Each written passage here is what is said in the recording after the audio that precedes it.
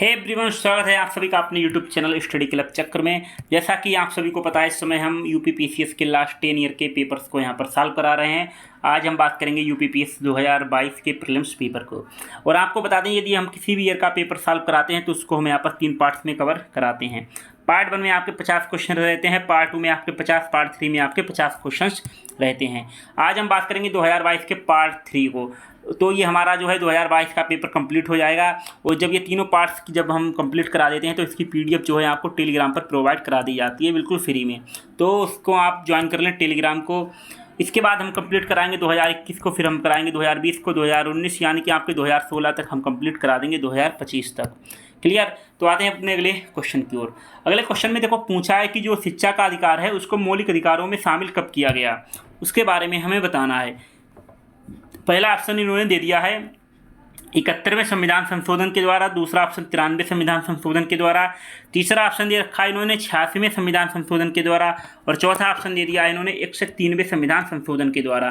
तो देखो सबसे पहली बात की जो शिक्षा का अधिकार है उसको मौलिक अधिकार में जो शामिल किया गया था वो आपका 86वें संविधान संशोधन के द्वारा किया गया था 2002 के द्वारा। ठीक है। बाकी इसमें जो 86वां संविधान संशोधन हुआ था उसमें और क्या क्या चेंजेस हुए थे उनको भी हम यहाँ पर देख लेते हैं। इसमें देखो मौलिक अधिकार में जो आर्टिकल 21 है इसको जोड़ा गया। इसमें जो है यहाँ पर बच्चों के लिए जो निःशुल्क शिक्षा है वो यहाँ पर अनिवार्य कर दी गई थी 6 से 14 वर्ष के बच्चों के लिए। उसके बाद दोस्तों नीति निर्देशक तत्वों में यहाँ पर क्या चेंजेस हुए थे, उसमें जो है यहाँ पर 6 वर्ष की जो उम्र के बच्चे हैं उनकी देखभाल और उनकी शिक्षा पर यहाँ पर फोकस किया गया। यहाँ पर अगर मौलिक कर्तव्यों की बात करेंगे तो इसमें आर्टिकल 51A क्लोज केस जोड़ा गया था। इसमें जो है यहाँ पर पेरेंट्स का जो है यहाँ पर कर्तव्य बनता है कि वो बच्चों को जो है शिक्षा के अवसर उपलब्ध कराएं। आते हैं अपने अगले क्वेश्चन की ओर। अगले क्वेश्चन में आपसे पूछा है कि प्रकाश रासायनिक धुंध यानी कि फोटोकेमिकल स्मोक में सदैव होता है, तो इसमें जो होता है ओजोन में। ठीक है। तो इसलिए इसका जो राइट आंसर आएगा वो यहाँ पर बी राइट आंसर हो जाएगा। देखो इसमें क्या होता है कि जो नाइट्रोजन के ऑक्साइड रहते हैं और बाष्पशील कार्बनिक यौगिक रहते हैं, ये क्या है, ये सनलाइट के द्वारा प्रोसेस करते हैं, तब जाके यहाँ पर ओजोन O3 और आपका पेरोक्सी एसिटाइल नाइट्रेट ये यहाँ पर जो है मिलकर जो है शहरों के ऊपर जो है भूरे आवरण का निर्माण करते हैं, और इसमें ओजोन की उपस्थिति जो है यहाँ पर अनिवार्य हो जाती है। तो अगर आपसे पूछता है कि प्रकाश रासायनिक धुंध में सदैव होता है तो ओजोन होता है। क्लियर। आते हैं अगले क्वेश्चन की ओर। दोस्तों हमसे यहाँ पर पूछा है कि सही सुमेलित नहीं है। ये मोस्ट इंपॉर्टेंट क्वेश्चन होते हैं, सही सुमेलित नहीं है। और कभी कभी पूछ लेता है सुमेलित करने के लिए, तो आपको ये सब पता होना चाहिए। जैसे एक तरफ आपको दिया गया है लोकसभा, दूसरी तरफ दिया गया है किस वर्ष किस लोकसभा का चुनाव हुआ। साथियों जैसे 7वीं लोकसभा है, 7वीं लोकसभा का चुनाव 1980 में हुआ, 11वीं लोकसभा का चुनाव 1996 में हुआ, और 9वीं लोकसभा का चुनाव 1989 में, और 13वीं लोकसभा का चुनाव जो है 1999 में। तो देखो यहाँ पर जो है 7वीं लोकसभा का चुनाव जो हुआ था वो आपका 1980 में हुआ था, ना कि 1982 में। इसलिए इसका जो राइट आंसर है वो आपका ए आ जाएगा, क्योंकि यहाँ पर सही सुमेलित नहीं है, हमसे पूछा गया है। क्लियर। बाकी 11वीं लोकसभा का चुनाव 1996 में ही हुआ था, ये आप यहाँ पर देख सकते हैं। दोस्तों अगला क्वेश्चन हमारा पूछा कि कौन से कथन जो है यहाँ पर सही है वो हमें बताना है। जैसे कि यहाँ पर इन्होंने बताया भारत विश्व का 6ठा सबसे बड़ा जो है देश है, तो पहली बात ये गलत हो जाएगा, क्योंकि भारत जो विश्व का 6ठा नहीं बल्कि जो है 7वां सबसे बड़ा देश है। क्लियर। तो पहला ऑप्शन मेरा यहाँ पर गलत हो जाएगा, यानी कि मुझे पता है कि पहला ऑप्शन गलत है, तो हम ऑप्शन में देखेंगे जिस ऑप्शन में हमें पहला नंबर दिख जाएगा उसको हम काट देंगे। ठीक है। तो पहला ऑप्शन मुझे दिख रहा है पहले ऑप्शन में, तो इसलिए इसको हम बाहर कर देंगे। क्लियर। पहला ऑप्शन मुझे इसमें भी नहीं दिख रहा है तो इसके लिए इसको होल्ड करेंगे, इसमें भी नहीं है तो इसलिए इसको भी होल्ड करेंगे, इसमें भी पहला ऑप्शन नहीं है इसको भी हम होल्ड करेंगे। फिर दूसरा ऑप्शन कह रहा है कि पूरे वर्ल्ड का, संसार का लगभग 2.4% जो क्षेत्र है वो भारत के अंतर्गत आता है, ये यहाँ पर सही है। क्लियर। उसके बाद कह रहा है कि कर्क रेखा जो है देश के बीच से गुजरती है। कर्क रेखा मतलब 23.5 डिग्री नॉर्थ। उसके बारे में पूछा है कि ये देश के बीच से गुजरती है, जो अक्षांशीय विस्तार को 2 बराबर भागों में बांट देती है।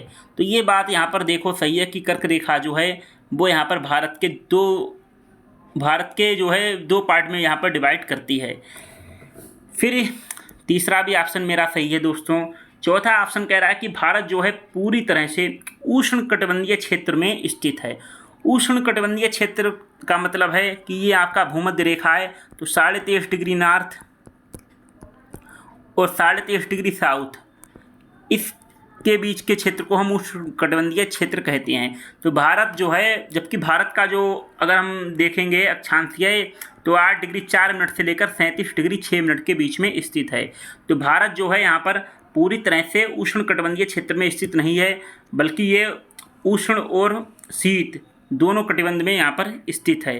क्लियर। तो चौथा ऑप्शन जो है यहाँ पर आपका बाहर हो जाएगा। तो इसलिए आप यहाँ पर देख सकते हैं कि जो राइट आंसर आ रहा है, इसमें मेरे 2 ऑप्शन सही हो रहे हैं। एक तो मेरा दूसरा ऑप्शन यहाँ पर सही हो रहा है, इसमें बताया गया है कि भारत जो है विश्व के 2.4% क्षेत्र में स्थित है। और आपका जो तीसरा ऑप्शन कह रहा है कि कर्क रेखा जो है भारत को 2 बराबर भागों में विभाजित करती है, यानी कि दूसरा और तीसरा, यानी कि जो राइट आंसर आएगा वो आपका डी राइट आंसर आएगा। क्लियर। तो आप देख सकते हैं, जैसा मैंने बताया था कि भारत जो है विश्व का 6वां नहीं बल्कि 7वां सबसे बड़ा देश है। तो पहला गलत हो गया। दूसरा हमने बताया था विश्व का 2.4% भाग है, ये भी सही है। देखो तीसरा यहाँ पर ऑप्शन हमसे कह रहा था कि भाई जो है कर्क रेखा 2 भागों में डिवाइड करती है, तो ये सही है। कर्क रेखा 23.5 डिग्री नॉर्थ जो है यहाँ पर भारत को इस तरह से डिवाइड करती है। अब कमेंट में आपको बताना है कि कर्क रेखा कितने राज्यों से होकर गुजरती है और उन राज्यों के हमें नाम बताने हैं। फिर कह रहा है कि भारत जो है उष्णकटिबंधीय क्षेत्र में स्थित है, तो ये गलत है, क्योंकि भारत जो है उष्ण दोनों में स्थित है। जैसा मैंने बताया था, उष्णकटिबंधीय जो क्षेत्र है वो आपका 23.5 डिग्री से लेकर 23.5 डिग्री नॉर्थ के बीच में होता है। जबकि भारत का अगर अक्षांशीय विस्तार की बात करेंगे तो 8 डिग्री 4 मिनट से लेकर 37 डिग्री 6 मिनट नॉर्थ के बीच में स्थित है। ठीक है, तो इसलिए चौथा ऑप्शन यहाँ पर गलत हो जाता है। दोस्तों यहाँ पर हमसे पूछा है डेंगू बुखार के बारे में, हमें बताना है कि किस मच्छर के काटने से होता है। साथियों इसमें हमें बताना है, तो पहला ऑप्शन दे रखा है एनाफिलीज, एंडीज, क्यूलेक्स, एशियाई बाघ मच्छर। देखो डेंगू बुखार जो होता है वो होता है एंडीज मच्छर के काटने से। क्लियर। तो राइट आंसर जो होगा वो इसका बी हो जाएगा। लेकिन दोस्तों यहाँ पर जो एशियाई बाघ मच्छर है वो कहीं ना कहीं एंडीज जो मच्छर है उसी की प्रजाति है। ठीक है, तो कहीं ना कहीं राइट आंसर यहाँ पर डी भी हो जाएगा। लेकिन प्रॉपर अगर जिसकी संभावना है सही होने की तो वो एंडीज है, क्योंकि एंडीज मच्छर की प्रजाति है एशियाई बाघ मच्छर। क्लियर। तो एंडीज मच्छर के काटने से भी यहाँ पर सही होता है डेंगू बुखार, और एशियाई बाघ मच्छर के काटने से भी होता है।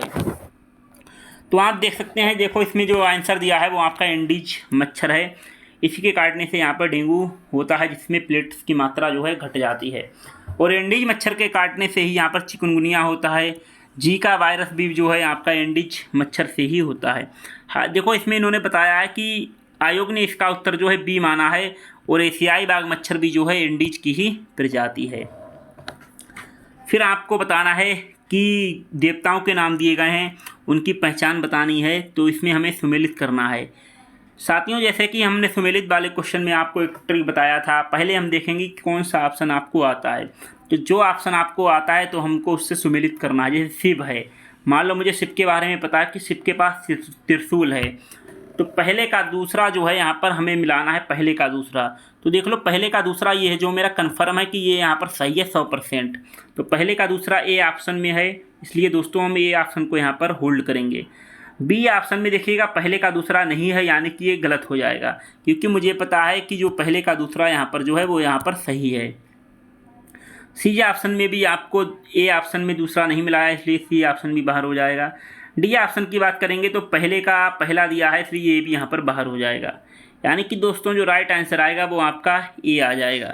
उसके बाद हमें जैसे कि जो अन्य 3 ऑप्शन हैं उनके बारे में भी पता होना चाहिए।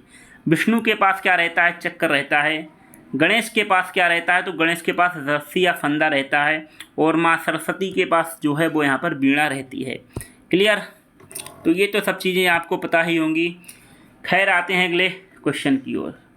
अगला क्वेश्चन सोशियोलॉजी का क्वेश्चन है। इसमें इन्होंने पूछ लिया है कि जो निर्धनता है उसको एक सामाजिक समस्या माना गया है, जो कि लंदन में निर्धनता पर किए गए एक शोध सर्वेक्षण का परिणाम है। इस शोध के शोधार्थी कौन थे? मतलब इन्होंने बताया कि जो निर्धनता को एक सामाजिक समस्या माना गया है, इसके शोधार्थी कौन थे? तो पहला ऑप्शन दे दिया इन्होंने चार्ल्स बूथ, दूसरा ऑप्शन दे रखा है इन्होंने हेनरी जॉर्ज, तीसरा ऑप्शन दे रखा है इन्होंने किंग्सले डेविस, चौथा ऑप्शन दे रखा है सन हेनरी मेन। तो देखो, निर्धनता एक सामाजिक समस्या है, तो ये बात चार्ल्स बूथ ने कहीं ना कहीं इसके शोधकर्ता थे, तो इसलिए राइट आंसर जो आएगा वो यहाँ पर ए होगा। तो चार्ल्स बूथ ने ही कहा था, स्थान लंदन है, इन्होंने ही जो है निर्धनता को एक सामाजिक समस्या माना था। आते हैं अगले क्वेश्चन की ओर। अगले क्वेश्चन में दोस्तों पूछा है हमसे दुधवा राष्ट्रीय उद्यान के बारे में। इसको बताना है कि ये कौन से ज़िले में स्थित है। तो पहला ऑप्शन दे रखा है इन्होंने सीतापुर, दूसरा ऑप्शन दे रखा है लखीमपुर खीरी, तीसरा ऑप्शन दे रखा है पीलीभीत, चौथा ऑप्शन दे रखा है इन्होंने बहराइच। तो दुधवा राष्ट्रीय उद्यान जो है आपका, वो आपका लखीमपुर खीरी में स्थित है। इसका जो राइट आंसर आएगा वो आपका बी हो जाएगा। क्षेत्रफल इसका जो है 811 वर्ग किलोमीटर, और 1977 में जो है इसको राष्ट्रीय पार्क घोषित किया गया था। क्लियर है। और 1988 में इसको जो प्रोजेक्ट टाइगर यानी कि टाइगर रिजर्व घोषित किया गया। आते हैं दोस्तों अगले क्वेश्चन की ओर। अगले क्वेश्चन में पूछा है हमसे शनि ग्रह से संबंधित क्वेश्चन है। इसमें पूछा है कि शनि ग्रह के वायुमंडल में कौन सी गैस सबसे अधिक मात्रा में पाई जाती है। यानी कि शनि ग्रह के बारे में बताना है कि उसके वायुमंडल में कौन सी गैस सबसे अधिक मात्रा में पाई जाती है। पहला ऑप्शन दे दिया है इन्होंने नाइट्रोजन, दूसरा ऑप्शन दे दिया है कार्बन मोनोऑक्साइड, तीसरा ऑप्शन मीथेन, चौथा ऑप्शन जो है सल्फर डाइऑक्साइड। देखो, अगर हम बात करेंगे कि जो शनि ग्रह के वायुमंडल में सबसे कौन सी ज़्यादा गैस पाई जाती है, तो देखो सबसे ज़्यादा जो गैस पाई जाती है वायुमंडल में, तो वो हीलियम पाई जाती है, उसके बाद हाइड्रोजन पाई जाती है। क्लियर। लेकिन अगर ऑप्शन के हिसाब से देखेंगे तो ऑप्शन के हिसाब से जो इसका राइट आंसर आएगा मीथेन, क्योंकि हीलियम और हाइड्रोजन गैस है वो यहाँ पर नहीं दिया गया है। तो मीथेन भी जो है इन ऑप्शन की तुलना में ज़्यादा मात्रा में पाई जाती है। क्लियर। तो देखो, सबसे ज़्यादा हाइड्रोजन पाई जाती है, हीलियम पाई जाती है, और उसके बाद अल्प मात्रा में मीथेन और अमोनिया भी गैसें पाई जाती हैं। क्योंकि हाइड्रोजन और हीलियम ऑप्शन में नहीं दिए गए हैं, इसलिए जो है यहाँ पर राइट आंसर मीथेन हो जाएगा। आते हैं अगले क्वेश्चन की ओर। अगले क्वेश्चन में पूछा है कि उत्तर प्रदेश दिवस जो है किस तिथि को मनाया जाता है। 23 जनवरी, 25 जनवरी, 24 जनवरी, 26 जनवरी। उत्तर प्रदेश दिवस जो मनाया जाता है दोस्तों, वो आपका 24 जनवरी को मनाया जाता है। यानी कि जो संयुक्त प्रांत है, 24 जनवरी को ही इसका जो नाम बदलकर संयुक्त प्रांत से उत्तर प्रदेश किया गया था। तो 24 जनवरी 1950 को तत्कालीन संयुक्त प्रांत का नाम बदलकर यहाँ पर उत्तर प्रदेश कर दिया जाता है, और 2018 से यहाँ पर उत्तर प्रदेश दिवस रूप में जो है मनाना शुरू हुआ है। तो राइट आंसर यहाँ पर जो आएगा 24 जनवरी। आते हैं अगले क्वेश्चन की ओर। इसमें बताना है कि कौन सा जो है कथन सही सम्मिलित नहीं है। गलत बताना है कि कौन सा गलत है। जैसे कि आपसे ऑप्शन में दे दिया है यहाँ पर मात्रक, दबाव का मात्रक क्या है, पास्कल, तो ये सही है। लेंस की क्षमता, तो ये डायोप्टर है, ये भी यहाँ पर मात्रक होता है लेंस की क्षमता का, ये भी सही है। ऊष्मा का मात्रक जूल होता है, तो ये भी सही है। रेडियो एक्टिव पदार्थ की सक्रियता, तो देखो रेडियो एक्टिव पदार्थ की सक्रियता का मात्रक क्यूरी नहीं होता है, तो यहाँ पर हमें बताना है कौन सा सही सम्मिलित नहीं है। तो इसलिए इसका जो राइट आंसर आएगा वो आपका डी आंसर इसका राइट आंसर हो जाएगा। रेडियो एक्टिव पदार्थ की सक्रियता का जो मात्रक होता है वो बेकुरेल होता है। आते हैं अगले क्वेश्चन की ओर। विश्व में चिली जो है तांबे का प्रमुख उत्पादक है। कथन दिया गया है, कारण दिया गया है कि उत्तरी चिली का जो एंडीज क्षेत्र है ये पोर्फिरी तांबे के विशालतम निक्षेप से संपन्न है। देखो, ये दोनों ऑप्शन सही हैं, क्योंकि जो उत्तरी चिली का जो एंडीज क्षेत्र है वो यहाँ पर जो है पोर्फिरी तांबे के विशालतम निक्षेप से संपन्न है, इसलिए जो है चिली जो है तांबे का प्रमुख उत्पादक है। कापर, जो आपकी घरों में लाइट में जो तार यूज होते हैं उसी की बात कर रहा है। तो राइट आंसर जो आएगा वो यहाँ पर ए हो जाएगा। ये दोनों सही हैं और यहाँ पर सही व्याख्या कर रहे हैं। तो आते हैं अगले क्वेश्चन की ओर। अगले क्वेश्चन में दोस्तों पूछा है हिंदुस्तानी समाजवादी प्रजातंत्र संघ के संस्थापक कौन थे। पहला ऑप्शन दिया है इन्होंने यतीन्द्रनाथ अजय घोष, फणींद्रनाथ घोष, गोपेन चक्रवर्ती, फणींद्र बनर्जी, धरणी गोस्वामी।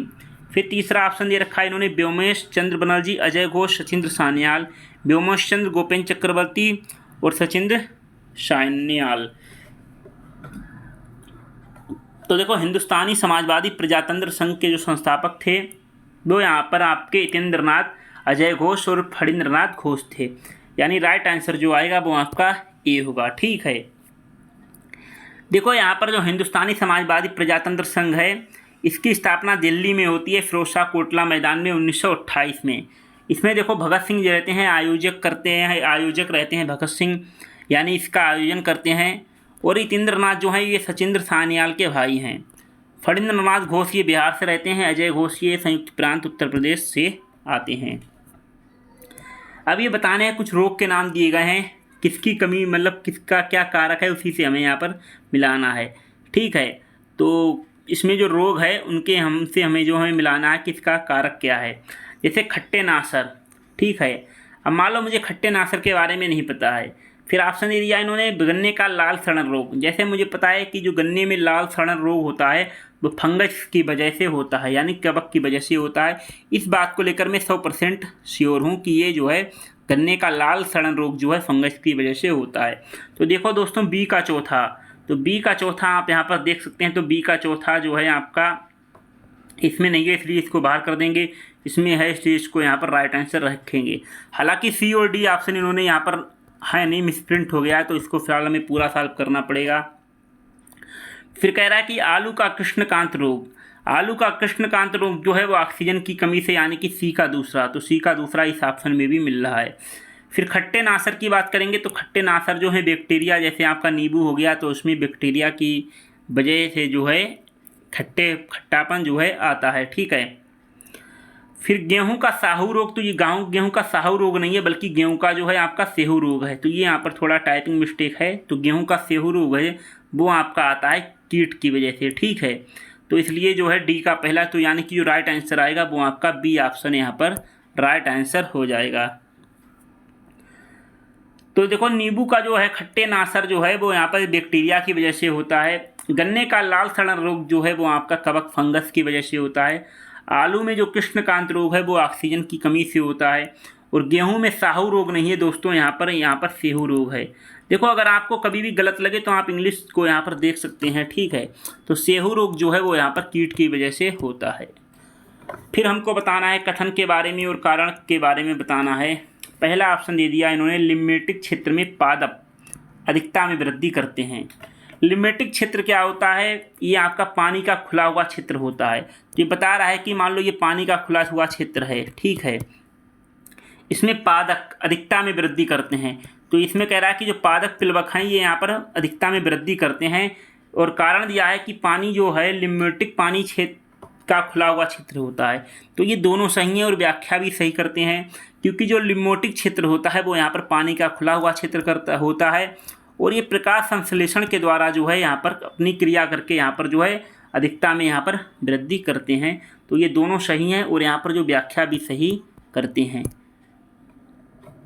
तो देखो, ये लिम्फेटिक क्षेत्र है, ये पानी का खुला हुआ क्षेत्र होता है और सनलाइट के द्वारा यहाँ पर जो है पादप प्लवक जो है यहाँ पर अधिकता में यहाँ पर वृद्धि करते हैं। तो किसी भी झील की बात करें या अच्छी तरह से अगर पानी का खुला हुआ क्षेत्र होता है और वह आपका जल क्षेत्र मतलब वहाँ पर सनलाइट पर्याप्त मात्रा में आती है तो वो आपका लिम्फेटिक क्षेत्र कहलाता है। इसमें वृद्धि का कारण क्या होता है, इसमें जो आता है पादप प्लवकों को प्रकाश संश्लेषण के लिए जो है सूर्य के प्रकाश और कार्बन डाइऑक्साइड की आवश्यकता होती है। तो वो यहाँ पर पर्याप्त रूप से इनको प्राप्त हो जाती है, उसी के कारण यहाँ पर जो है वृद्धि होती है। सीएनजी के बारे में आपसे पूछा है, सीएनजी बनी होती है मुख्यतः ये आपको बताना है ब्यूटेन से, प्रोपेन से, इथेन से, मीथेन से। दोस्तों, आपकी जो सीएनजी है वो आपकी मीथेन से बनी होती है। राइट आंसर इसका डी आ जाएगा। इसका जो फुल फॉर्म भी आपको पता होना चाहिए, कंप्रेस्ड नेचुरल गैस होती है, संपीड़ित प्राकृतिक गैस। ये इसमें क्या होता है, इसमें 93% लगभग मीथेन होती है। क्लियर। आते हैं अगले क्वेश्चन की ओर। फिर आते हैं हमको देखो सूची 2 से यहाँ पर सम्मिलित करना है। फिर कुछ योजनाओं के नाम दिए गए हैं और उनके हमें प्रारंभ वर्ष दिए हैं, मतलब कौन सी योजना किस ईयर शुरू हुई है उसके बारे में हमें बताना है। पहला ऑप्शन दे रखा है इन्होंने, राष्ट्रीय ग्रामीण स्वास्थ्य मिशन, राष्ट्रीय सामाजिक सहायता कार्यक्रम, स्वर्ण जयंती ग्राम स्वरोजगार योजना, संपूर्ण ग्रामीण रोजगार योजना। इम्पॉर्टेंट है, याद होनी चाहिए। देखो राष्ट्रीय ग्रामीण स्वास्थ्य मिशन ये आपका स्टार्ट हुआ था 2005 में। तो पहले का दूसरा देख लो किस किस ऑप्शन में है।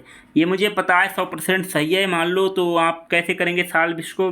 तो पहले का दूसरा सही है, तो पहले का दूसरा किस में, तो पहले का दूसरा इसमें नहीं है इसलिए ये बाहर हो जाएगा। पहले का दूसरा इसमें नहीं है इसलिए ये भी बाहर हो जाएगा। पहले का दूसरा इसमें है तो इसलिए ये यहाँ पर राइट आंसर हो जाएगा, और पहले का दूसरा इसमें नहीं इसलिए ये भी बाहर हो जाएगा। यानी कि 3 ऑप्शन मेरे कट गए हैं, यानी कि बचा हुआ ऑप्शन ही आपका जो है सही हो जाएगा। क्लियर। तो जैसे मान लो मुझे पहले का दूसरा यानी कि पता था इसलिए मैंने कर दिया। अब आपको लगेगा कि संयोग से आपका सही हो गया, लेकिन मान लो इसको सॉल्व करना है तब कैसे करेंगे। अब मान लो हमको पता है कि आपको पहला नहीं पता है, ठीक है। अब आपको पता है कि राष्ट्रीय सामाजिक सहायता क्रम है वो आपका शुरू हुआ था 1995 में, ठीक है। देखो अगर एक पता है तो संभावना बढ़ जाती है आपकी 50% क्वेश्चन सही होने की। अगर आपको 2 के बारे में पता है तो 90% यहाँ पर आंसर सही हो जाता है। अब यहाँ पर देखो राष्ट्रीय सामाजिक सहायता क्रम 1995 में शुरू हुआ, ठीक है। तो बी का पहला देख लो, तो बी का पहला इसमें नहीं इसलिए ये भी बाहर हो गया। बी का पहला इसमें नहीं है इसलिए ये भी बाहर हो गया। बी का पहला इसमें दिया गया है तो इसको हम होल्ड करेंगे, और बी का पहला इसमें दिया गया है इसलिए इसको होल्ड करेंगे। यानी कि इसमें 2 ऑप्शन मेरे बाहर हो गए, इन्हीं 2 में से मुझे चेक करना है। अब आपको जैसे पता है स्वर्ण जयंती जो है ग्राम स्वरोजगार योजना जो है आपकी ये 1999 में शुरू हुई थी। अब देख लो सी का चौथा किस ऑप्शन में दिया गया है, तो सी का चौथा इसमें दिया गया है और सी का चौथा इसमें नहीं, इसलिए ये बाहर हो जाएगा। यानी कि राइट आंसर आपका जो है वो यहाँ पर बी हो जाएगा। तो इस तरह से ये क्वेश्चन जो है सॉल्व किए जाते हैं। फिलहाल हमें जो है चारों योजनाओं के बारे में पता होना चाहिए। उसके बाद दोस्तों हम बता दें एनसीईआरटी का बैच जो है आपका चल रहा है और आपका बहुत ही जल्द आएगा। क्लास 6 से लेकर 12 तक हम आपको कंप्लीट कराएंगे। आप पीडीएफ के लिए टेलीग्राम को ज्वाइन कर लें, यूट्यूब पर हैं तो सब्सक्राइब कर लें, क्योंकि बहुत सारे यहाँ पर कोर्सेज हम आपको बिल्कुल फ्री में लाने वाले हैं।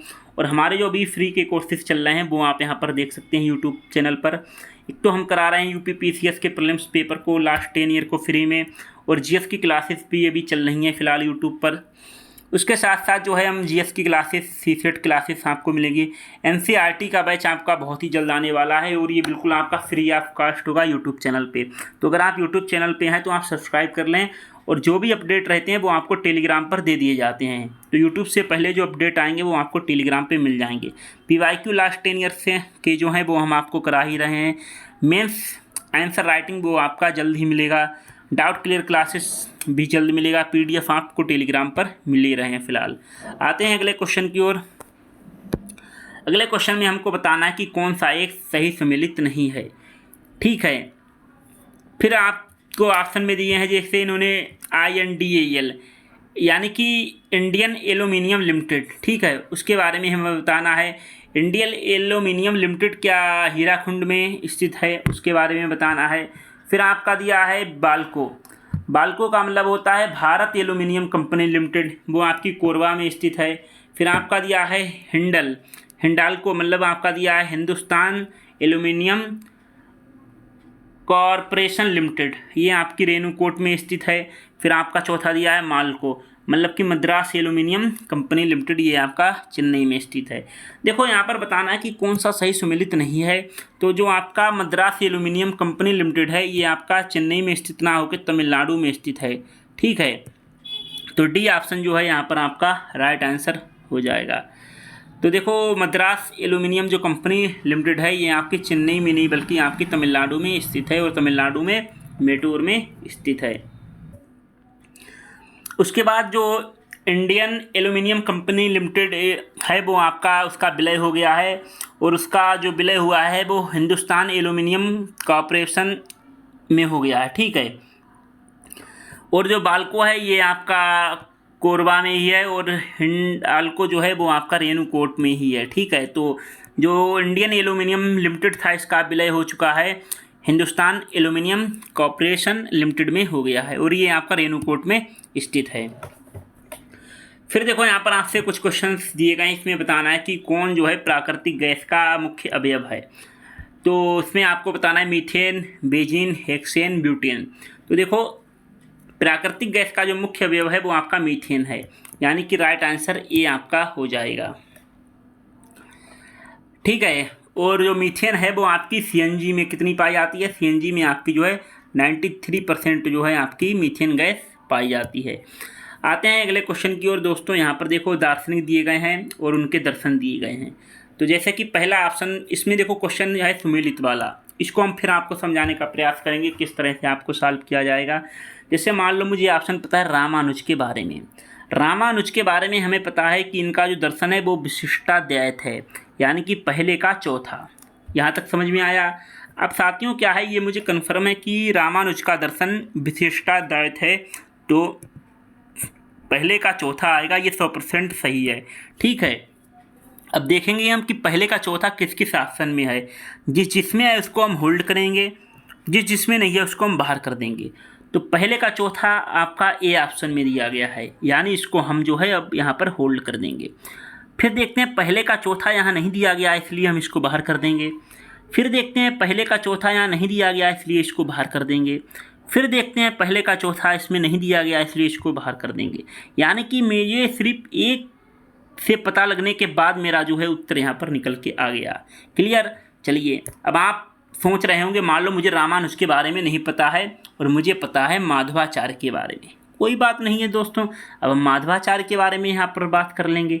जैसे कि मान लो आपको रामानुज के बारे में नहीं पता है, आपको पता है माधवाचार्य के बारे में। तो माधवाचार्य का जो दर्शन है वो द्वैत पता है, द्वैत है इनका। यानी कि मुझे पता है कि जो बी ऑप्शन है वो वहाँ पर 3 से सुमेलित है। तो अब हम देखेंगे कि बी का तीसरा किस किस का ऑप्शन में नहीं है। जिस ऑप्शन में नहीं है उसको हम बाहर कर देंगे। तो जैसे कि यहाँ पर देखेंगे कि बी का तीसरा जो है ए ऑप्शन में है, इसलिए इसको हम होल्ड करेंगे। बी का तीसरा इस ऑप्शन में नहीं है, इसलिए हम इसको बाहर कर देंगे। बी का तीसरा इस ऑप्शन में भी नहीं है, इसलिए हम इसको बाहर कर देंगे। और बी का तीसरा इस ऑप्शन में भी नहीं है, इसलिए हम इसको बाहर कर देंगे। यानी कि 3 ऑप्शन जब बाहर होगा तो मेरा ऑटोमेटिक जो राइट आंसर आएगा वो आपका ए ऑप्शन जो है सही हो जाएगा। चलिएगा, मान लेते हैं किसी ने कहा हमको रामानुज के बारे में भी नहीं पता है और हमें निम्बार्क के बारे में भी नहीं पता है। कोई बात नहीं है दोस्तों, तो यहाँ पर हम निम्बार्क के बारे में बात कर लेंगे। अब निम्बार्क के बारे में जानते हैं कि मान लो निम्बार्क का जो दर्शन है वो यहाँ पर है आपका द्वैताद्वैत। ठीक है, द्वैताद्वैत जो है यहाँ पर निम्बार्क का दर्शन है। यानी कि हम देखते हैं कि सी का जो है यहाँ पर दूसरा है ऑप्शन होगा। यानी कि जिस ऑप्शन में हमें सी का दूसरा मिलेगा उसको हम होल्ड करेंगे और जिसमें नहीं मिलेगा उसको हम बाहर कर देंगे। तो सी का दूसरा हम देखते हैं कि इसमें है तो इसको होल्ड करेंगे। सी का दूसरा दोस्तों इसमें नहीं है, इसलिए इसको हम बाहर कर देंगे। यहाँ पर सी का दूसरा नहीं है तो इसलिए इसको हम यहाँ पर बाहर कर देंगे। सी का दूसरा आपका इसमें भी नहीं है तो इसलिए इसको भी हम बाहर कर देंगे। यानी कि फिर मेरे 3 ऑप्शन बाहर हो गए और राइट आंसर जो है आपका ए आ जाएगा। फिर मान लीजिए आपको रामानुज के बारे में भी नहीं पता है, आपको माधवाचार्य के बारे में भी नहीं पता है और आपको निम्बार्क के बारे में भी नहीं पता है। अब बात करते हैं वल्लभाचार्य की। ठीक है, अब वल्लभाचार्य का जो दर्शन है वो यहाँ पर जो है वो आपका है शुद्धाद्वैत। तो ये यानी कि डी का पहला। तो दोस्तों जैसे कि डी का पहला देखेंगे कि डी का पहला किस किस ऑप्शन में है और जिस ऑप्शन में नहीं होगा उसको हम बाहर कर देंगे। तो डी का पहला देखते हैं आपका ए ऑप्शन में है, इसको हम होल्ड करेंगे। डी का पहला जो है इस ऑप्शन में नहीं है, इसलिए हम इसको बाहर कर देंगे। डी का पहला इस ऑप्शन में भी नहीं है, इसलिए इसको बाहर कर देंगे। और डी का पहला इसमें भी नहीं है तो इसलिए इसको भी हम यहाँ पर बाहर कर देंगे। यानी कि फिर मेरे 3 ऑप्शन बाहर हो गए तो मेरा राइट आंसर जो है वो यहाँ पर ए निकल के आ गया है। अब मान लो कोई महान शख्स हैं, बहुत होशियार चंद भाई साहब, जिन्होंने कहा हमको तो यहाँ कुछ भी नहीं पता है, तो भैया आप जो है आप तैयारी छोड़ दो। समझे? एक के तो बारे में एटलीस्ट आपको पता होना चाहिए। अब नहीं पता है तो आप यहाँ पर जो है आपको बहुत ही ज़्यादा यहाँ पर हार्ड वर्क की यहाँ पर जो है ज़रूरत है। ठीक है, हार्ड वर्क आप करिएगा तब जो है आपको भी यहाँ पर नॉलेज हो जाएगी। हम तो आपको क्वेश्चन सॉल्व कराना सिखाते हैं, रटवाना नहीं सिखाते हैं। तो ठीक है, बाकी हमने जो PYQ कराए हैं तो आप एक काम करिएगा, अगर आपको नहीं पता है तो आप PYQ करिएगा। क्वेश्चंस किस तरह से किए जाते हैं वो हमने आपको कराए हैं और PDF भी हम आपको फ्री में दे रहे हैं। तो रामानुज का दर्शन जो है विशिष्टाद्वैत है, माधवाचार्य का जो है द्वैत है, निम्बार्क का द्वैताद्वैत है, उसके बाद वल्लभाचार्य का शुद्धाद्वैत है। क्लियर। आते हैं अगले क्वेश्चन की ओर। मान लो 2 से अधिक राज्य हैं या 2 राज्य हैं या 2 से अधिक राज्य हैं, उनको मिलाकर एक संयुक्त लोक सेवा आयोग का अगर गठन किया जाए तो वो किसके द्वारा किया जाता है। मान लो यूपी है, अभी इसका एक आयोग है उत्तर प्रदेश लोक सेवा आयोग, और आपका बिहार है ठीक है। तो बिहार का भी एक बिहार लोक सेवा आयोग है। तो मान लो ये यूपी बिहार वाले चाहते हैं कि इनका एक ही लोक सेवा आयोग हो और दोनों का अलग अलग ना हो, तो ये किसके द्वारा बनाया जा सकता है? पहला ऑप्शन दे रखा है लोकसभा के द्वारा, दूसरा ऑप्शन दे रखा है कि जो राज्य हैं उनके निवेदन पर संसद के द्वारा, तीसरा ऑप्शन दे रखा है इन्होंने राज्यसभा के द्वारा, चौथा ऑप्शन दे रखा है संघ लोक सेवा आयोग के द्वारा। तो देखो, अगर यहाँ पर अगर ये लोग चाहते हैं कि लोक सेवा आयोग बने, तो यहाँ पर पहले तो ये दो राज्य हैं यूपी और बिहार, इनको यहाँ पर निवेदन करना पड़ेगा राज्यों पर, फिर संसद के द्वारा यहाँ पर बनेगा। तो राइट आंसर जो आएगा वो यहाँ पर बी ऑप्शन जो है यहाँ पर राइट आंसर हो जाएगा। ठीक है। और ये आर्टिकल 315 के 2 के अनुसार जो है यहाँ पर दो लोक सेवा आयोग हैं, दो राज्यों के लिए जो है संयुक्त लोक सेवा आयोग बनाया जा सकता है। आते हैं अगले क्वेश्चन की ओर। इसमें इन्होंने बताए हैं कि जो राष्ट्रपति के नाम दिए गए हैं उनमें से बताने हैं कि कौन से राष्ट्रपति भाई साहब थे जो बनने से पहले उपराष्ट्रपति के पद पर उन्होंने कार्य नहीं किया था। मतलब जैसे आर वेंकट रमण भाई साहब हैं, तो ये जब राष्ट्रपति बने थे तो उससे पहले ये उपराष्ट्रपति रहे थे, तो इसलिए इनको बाहर कर देंगे। जाकिर हुसैन भाई साहब भी जब प्रेसिडेंट बनने गए थे तो उससे पहले ये उपराष्ट्रपति के पद पर रहे थे। नीलम संजीव रेड्डी के बारे में बताएं तो ये राष्ट्रपति बनने से पहले उपराष्ट्रपति के पद पर इन्होंने कार्य नहीं किया था, इसलिए इसका जो राइट आंसर आएगा वो यहाँ पर बी होगा। इन्होंने राष्ट्रपति बनने से पहले उपराष्ट्रपति का कार्य नहीं किया था, क्लियर है। और ये निर्विरोध चुने जाने वाले एकमात्र राष्ट्रपति थे। ठीक है, मतलब इनके विरोध में किसी ने भी चुनाव नहीं लड़ा था। और ये राष्ट्रपति बनने से पहले 2 बार के लोकसभा के स्पीकर भी रहे थे। फिर हमें यहाँ पर आपको STG दिए गए हैं, फिर उनसे संबंधित किस्से हैं ये हमें बताना है। जैसे कि ये क्वेश्चन 2023 में भी आया था, देख रहे हो ना, ये सेम क्वेश्चन आपका 2023 में आया था और ये 2022 में भी क्वेश्चन आया है। तो PYQ करने का ये फ़ायदा होता है, हमें पता लगता है क्वेश्चन किस तरह से पूछे जाते हैं और किस तरह से रिपीट होते हैं। STG 10 जैसे, फिर हमें सुमेलित वाला क्वेश्चन है ये हमें बताना है। STG 10 है तो आपका पता है ये आपका है समानताओं में कमी, यानी कि पहले का तीसरा। तो पहले का तीसरा हम देखेंगे किस किस ऑप्शन में है। पहले का तीसरा इस ऑप्शन में है, इसको हम होल्ड करेंगे। पहले का तीसरा इस ऑप्शन में नहीं है, इसलिए इसको हम बाहर कर देंगे। पहले का तीसरा इस ऑप्शन में है तो इसको भी होल्ड करेंगे, और पहले का तीसरा इस ऑप्शन में नहीं है इसलिए हम इसको बाहर कर देंगे। अब मान लो इनमें से आपको अगर किसी भी ऑप्शन के बारे में पता है तो आप उससे बता सकते हैं। जैसे मान लो मुझे STG 14 के बारे में पता है, STG 14 के बारे में पता है कि जल के नीचे जीवन से संबंधित है। ठीक है, तो C का चौथा, तो C का चौथा इस ऑप्शन में है और C का चौथा इस ऑप्शन में भी है, यानी कि अभी हमें और यहाँ पर देखना पड़ेगा। अब जैसे यहाँ पर हमने बात कर लिया है STG 13 के बारे में, हमें पता है STG 13 आपका जलवायु परिवर्तन से संबंधित है, तो यानी कि B का पहला, तो B का पहला इस ऑप्शन में भी है और B का पहला इस ऑप्शन में नहीं है, इसलिए इसको हम यहाँ पर बाहर कर देंगे। तो राइट आंसर जो आएगा वो यहाँ पर आपका A हो जाएगा, क्लियर। तो A आंसर जो है यहाँ पर राइट आंसर हो जाएगा। STG 10 जो बात कर रहा है वो यहाँ पर समानताओं में कमी है उससे संबंधित है। STG 13 वो आपका जलवायु परिवर्तन से है। STG 14 जो है वो आपका जल के नीचे जीवन। STG 15 जो है भूमि पर जीवन से संबंधित है। फिर हमें मिलाना कि समाचार पत्र हैं और उनकी पत्रिकाओं के बारे में बताना है कि जो कहाँ से ये जो हैं प्रकाशित होती हैं। जैसे स्वदेश, जैसे यहाँ पर हमें सुमेलित करना है। देखो सुमेलित वाले हमने कई बार आपको बताया है और लगभग डेली आपको बताते हैं जब PYQ की क्लास कराते हैं किस तरह से यहाँ पर सॉल्व करते हैं। जैसे स्वदेश जो है आपकी पत्रिका जो है, समाचार पत्र जो है वो आपका आता था गोरखपुर से, तो यहाँ पर A का चौथा हो जाएगा। ठीक है, अब देखते हैं A का चौथा किस किस ऑप्शन में है, और जिस ऑप्शन में नहीं होगा उसको हम यहाँ पर बाहर कर देंगे। तो पहले का चौथा इस ऑप्शन में नहीं है, ये यहाँ पर आपका गलत हो जाएगा। A का चौथा इस ऑप्शन में, इसको होल्ड करेंगे। A का चौथा इस ऑप्शन में नहीं है, इसको भी बाहर कर देंगे। A का चौथा इस ऑप्शन में भी नहीं है, इसलिए इसको बाहर कर देंगे, यानी कि राइट आंसर B निकल के आ गया। अब मान लो कोई महान शख्स हैं, उन्होंने कहा हमें तो, एक मिनट, मान लो कोई महान शख्स हैं, उन्होंने कहा हमें जो है स्वदेश के बारे में नहीं पता बल्कि हमें भारत बंधु के बारे में पता है। तो भारत बंधु के बारे में पता है कोई बात नहीं, भारत बंधु के बारे में यहाँ पर बात कर लेते हैं। तो भारत बंधु जो पत्रिका है वो आपकी हाथरस से प्रकाशित होती थी, मान के चलते हैं। तो देख लो बी का तीसरा जो है किस किस ऑप्शन में है। बी का तीसरा इस ऑप्शन में नहीं है, इसलिए इसको बाहर। बी का तीसरा इस ऑप्शन में, इसलिए इसको होल्ड करेंगे। बी का तीसरा इसमें भी है, इसलिए इसको भी होल्ड करेंगे। बी का तीसरा इसमें नहीं, तो इसको हम बाहर कर देंगे, यानी कि 2 ऑप्शन मेरे कट गए। अब मान के चलते हैं हम जो है शक्ति जो है यहाँ पर आपका समाचार पत्र, ये आपका अल्मोड़ा से आता है। तो डी का दूसरा देख लो, तो डी का दूसरा इस ऑप्शन में है और डी का दूसरा इस ऑप्शन में नहीं है, इसलिए इसको हम यहाँ पर बाहर कर देंगे। तो राइट आंसर आपका बी आ जाएगा। ठीक है, सुदेश गोरखपुर से। फिलहाल तो हमें चारों पता होना चाहिए, लेकिन हम आपको यहाँ पर बता रहे हैं कि एग्जाम में मान लो आपको नहीं पता है, तब किस तरह से हम यहाँ पर सॉल्व करेंगे। भारत बंधु, हाथरस, सत्यवादी, आगरा, शक्ति जो आपका है वो आपका अल्मोड़ा से प्रकाशित होता है। LBS वित्तीय समावेशन के लिए भारत सरकार द्वारा एक आर्थिक उपाय है। इस परिप्रेक्ष्य में आपको LBS के बारे में बताना है।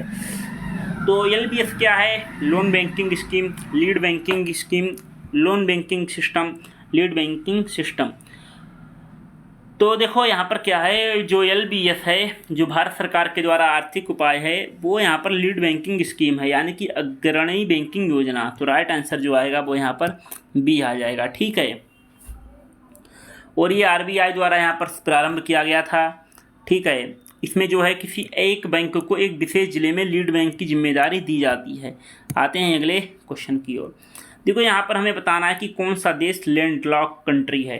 देखो लैंडलॉक कंट्री क्या होता है? ऐसा देश जिसके चारों ओर स्थल भूमि होती है। क्लियर? जैसे भारत क्या है, लैंडलॉक कंट्री नहीं है, क्योंकि इसके जो है साउथ में आपको अरब सागर भी मिल जाएगा और हिंद महासागर भी मिल जाएगा। तो लैंडलॉक कंट्री क्या होती है? जिसके चारों ओर जो है स्थल भूमि होती है। जैसे पहला ऑप्शन दे दिया इन्होंने बोलीविया, दूसरा ऑप्शन दे दिया सूरीनाम, तीसरा ऑप्शन उरुग्वे, चौथा ऑप्शन पेरू। तो लैंडलॉक कंट्री जो है यहाँ पर बोलीविया है। ठीक है, वो यहाँ पर दक्षिण अमेरिका का देश है, और आपको पता होना चाहिए कि दक्षिण अमेरिका में सिर्फ और सिर्फ 2 देश हैं जो लैंडलॉक कंट्री हैं, बोलीविया और पराग्वे। फिर आते हैं अगले क्वेश्चन की ओर। इसमें पूछा कि पेशा जो है वो कब पारित किया गया, मतलब जो संसद के द्वारा पंचायत है, पंचायत कानून पेशा, वो कब पारित किया गया। पहला ऑप्शन दे रखा है इन्होंने 1993, 1995, 1996, 1998। तो जो पंचायत कानून पेशा है वो आपका 1996 में पारित किया गया। क्लियर? तो वर्तमान में ये कितने राज्यों में लागू है? 10 राज्यों में लागू है, ये आपको यहाँ पर पता होना चाहिए। अगले क्वेश्चन में दोस्तों आपसे पूछा है कि किस मुगल शासक ने जो बनारस के विद्वान थे आचार्य सरस्वती, इनको यहाँ पर राजकीय संरक्षण प्रदान किया था। पहला ऑप्शन हुमायूं, दूसरा ऑप्शन जहांगीर, तीसरा ऑप्शन अकबर, चौथा ऑप्शन शाहजहां। तो देखो यहाँ पर बनारस के जो विद्वान थे संस्कृत और हिंदी के, वो यहाँ पर जिनको राजकीय संरक्षण प्रदान किया था वो यहाँ पर शाहजहां ने किया था। तो राइट आंसर जो आएगा वो आपका डी आ जाएगा। ठीक है,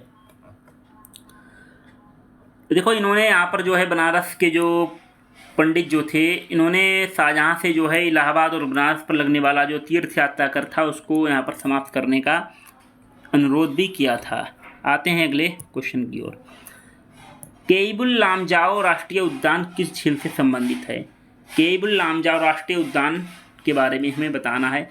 पहला ऑप्शन दे रखा है इन्होंने कोलेरू, बूलर, डल, लोकटक। देखो केइबुल लामजाओ जो राष्ट्रीय उद्यान है वो आपका लोकटक झील से संबंधित है, और ये इसके दक्षिण पश्चिम भाग में स्थित है। तो ये मणिपुर राज्य में स्थित है पहली बात, और ये लोकटक झील के दक्षिण पश्चिम भाग में स्थित है, और ये विश्व का एकमात्र तैरता हुआ राष्ट्रीय उद्यान है, ये भी आपको पता होना चाहिए। क्लियर है? तो ये बहुत ही इम्पॉर्टेंट है कि जो आपका जो केइबुल लामजाओ राष्ट्रीय उद्यान है, तो केइबुल लामजाओ राष्ट्रीय उद्यान विश्व का एकमात्र तैरता हुआ राष्ट्रीय उद्यान है।